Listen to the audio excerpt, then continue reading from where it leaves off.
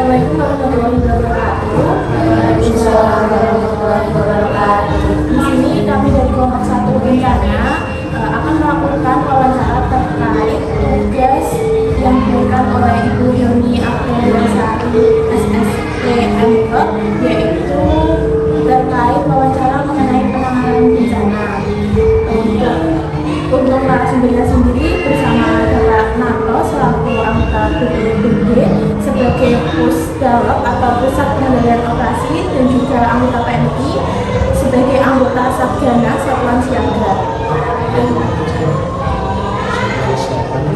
Satuan Siaga Penanggulangan Bencana. Untuk itu kami langsung untuk melakukan wawancara ya Pak. Untuk pertanyaan pertama itu, bagaimana sistem penanganan bencana yang dilakukan oleh BPBD ataupun PMI mulai dari tahap kesiapsiagaan, tanggap darurat, dan juga tahap pemulihan atau rehabilitasi? Tentang penanganan bencana di Pati. Jadi sesuai dengan peraturan pemerintah nomor 21 tahun 2008.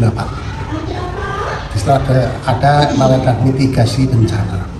Jadi upaya-upaya inilah yang nanti akan digunakan. Jadi ketika terjadi bencana, saat bencana, dan pasca bencana, kami dari BPBD sudah melakukan edukasi keliling ke semua desa yang ada di Kabupaten Pati. Ketika terjadi bencana, apa yang harus dilakukan? Ini sudah sampaikan. Ketika bencana terjadi, apa yang harus dilakukan?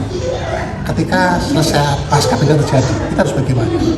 Banyak upaya-upaya yang dilakukan oleh BPBD bersama yang lain membentuk namanya Desa Tangguh Bencana, dan untuk juga masyarakat tangguh bencana. Dan pertanyaan kedua, siapa saja yang terlibat dalam penanganan bencana dan bagaimana pembagian tugas masing-masing instansinya Pak?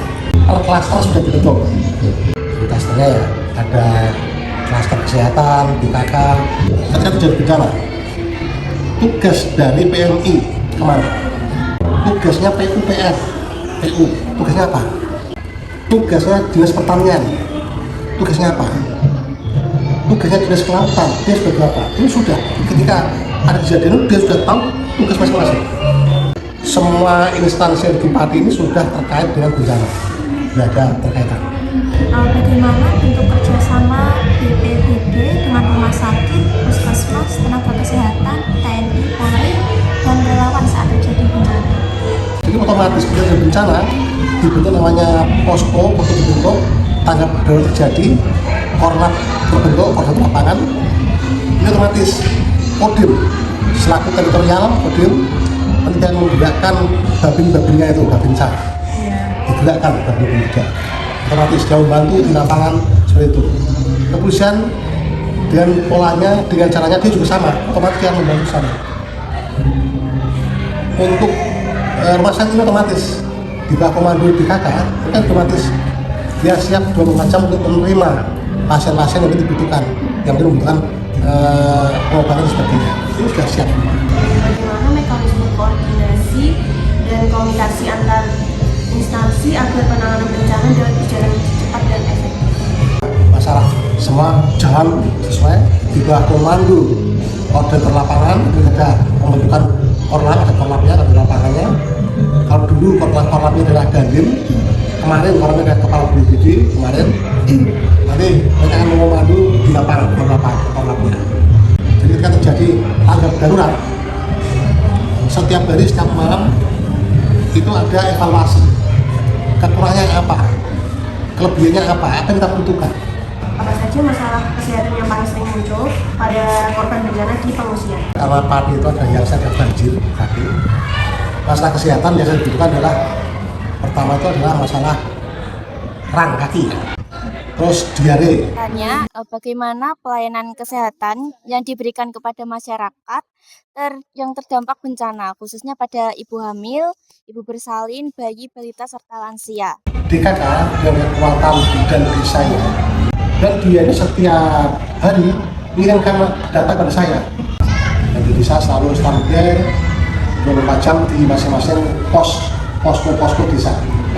Jadi peran tenaga kesehatan terutama bidan tadi itu dalam penanganan bencana dan pelayanan kesehatannya di pengungsian itu seperti apa saja? Mereka ini 24 jam standby di posko.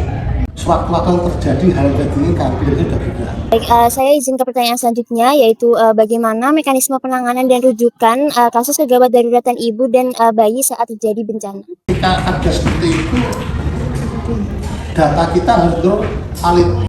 Satu desa, jumlah berapa kakak, berapa jila, ibu hamil berapa, ibu menyusui berapa, data masuk di posko. Jadi ketika ada sesuatu di situ, ada datanya, oh yang masuk ini, berarti sekian, anak sekian. Terkait sanitasi ya Pak, saat terjadi bencana itu bagaimana kondisi sanitasi di wilayah Pati ini dan masalah yang paling sering ditemukan itu apa? Biasanya ketika pasca banjir, ini kita perlu pembersihan air, terutama dari sumur gua, apalagi air bersih. Dalam penyediaan air bersih juga BPBD sudah menyediakan banyak sekali drum air, banyak sekali. Satu drumnya itu ada sekitar 7.000 liter isinya. Digunakan, diletakkan, ditaruh di satu tempat pengungsian untuk kebutuhan mereka. Bisa nanti mereka ini langka atau kekurangan air bersih, jangan sampai terjadi. Jadi sudah itu semua sudah diantisipasi karena Pak sudah pengalaman tentang bencana banjir. Sama saja tentang.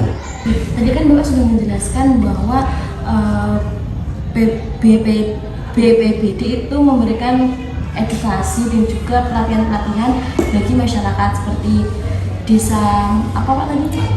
Iya itu, dan masyarakat itu kan tadi. Nah itu kapan diberikannya edukasi tersebut Pak? Sebelumnya saya beritakan dulu tentang keberadaan BPBD. BPBD adalah sebuah badan penanggulangan bencana daerah. Badan ini ada sebagai koordinator, bukan dinas. Ya, makanya kepala BPBD diatur langsung oleh Sekda. Ketika ada itu, terus di situ ada namanya klaster. Ada klaster kesehatan, ada klaster pangan, ada klaster pertanian, ada klaster pencarian, ada klaster pertolongan. Ini, dan klaster inilah nanti dikoordinir BPBD ketika ada evakuasi klaster berangkat. Pertanyaan terakhir, jadi menurut BPBD itu apa kendala terbesar dalam penanganan bencana dan apa upaya yang dilakukan untuk meningkatkan pelayanan kesehatan saat terjadi bencana tersebut Pak? Besar adalah Masyarakatnya sendiri. Karena apa? Di saat terjadi bencana itu masyarakat itu puncak emosinya ada di puncak rambut. Maka situ ada namanya tim PSP. Jadi tim PSP nanti akan diturunkan ke desa, memberikan satu pengertian, memberikan satu pemahaman pada warga. Baik, terima kasih kepada Bapak Nato atas informasi dan juga ilmu yang diberikan, sangat bermanfaat sekali bagi kita.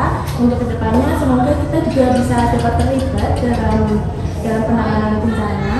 Akhir kata, wassalamualaikum warahmatullahi wabarakatuh. Waalaikumsalam.